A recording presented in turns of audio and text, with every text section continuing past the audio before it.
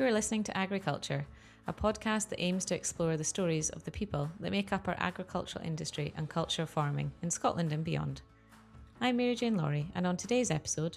So we knew that when we put the deer on, our two options were either to put them down to Dovecote Park and they would go to Waitrose and Marks and Spencer's, or to direct market the venison ourselves. And when we started going and looking down that route, we were like, well, we've got beef and lamb as well, so why not direct market all three? And Glenkilrie Larder kind of came off the back of that, because now we've got the Cook School element of Glenkilrie Larder. So we get fresh meat back the first weekend of every month, and that is a cattle beast, 2 to 4 stags and about 4 lambs when we've got them. And the first weekend of the month we now go to Denhead Farm stand down at Cooper Angus, and we stand there for the day. I also deliver anywhere within about 20 miles of the farm on that same Saturday. And then on the Sunday, we go to my cousin's farm shop at Thornybank up in Aberdeenshire and stand there for the day. And by the end of that 2 days, most of it's sold. I think one of the really topical things at the moment is the whole climate change, and I feel like agriculture is an easy target.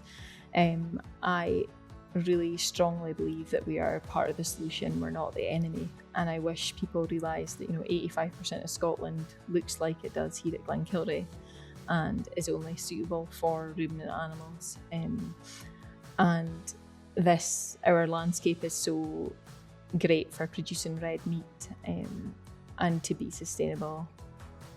I'm joined by Lauren Houstoun from Glenkilrie Larder, who tells us about her farming business, Glenkilrie Farm, which she runs with her husband Andrew and in-laws David and Morag Houstoun. They farm cattle, sheep and deer and started selling their produce directly to their consumers through farmers markets.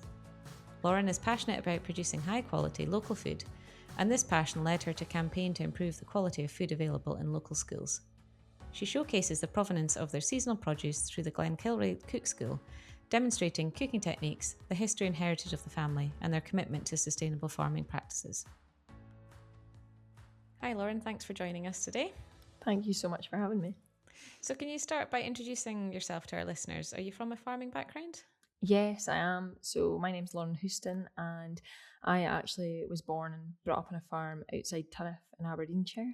And I met my husband Andrew, and he was born and brought up in Glenshee. And the family farm now is Glenkilrie, and it's a 2,500 acre predominantly hill farm.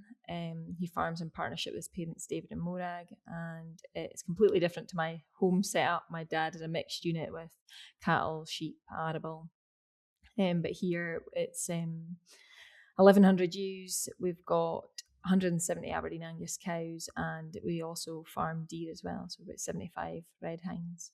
Oh wow, so quite a different landscape for you farming in as well, I'm guessing, coming from Aberdeenshire.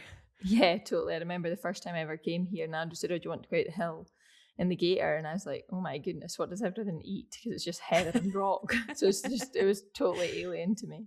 And so when you came to the farm, was there deer on the farm at that point, or is that something that you and Andrew have introduced? Andrew and I introduced those just after we were married. Okay. We're really passionate about deer. We love, could sit and watch them. We love going out stalking. It was kind of our interest together.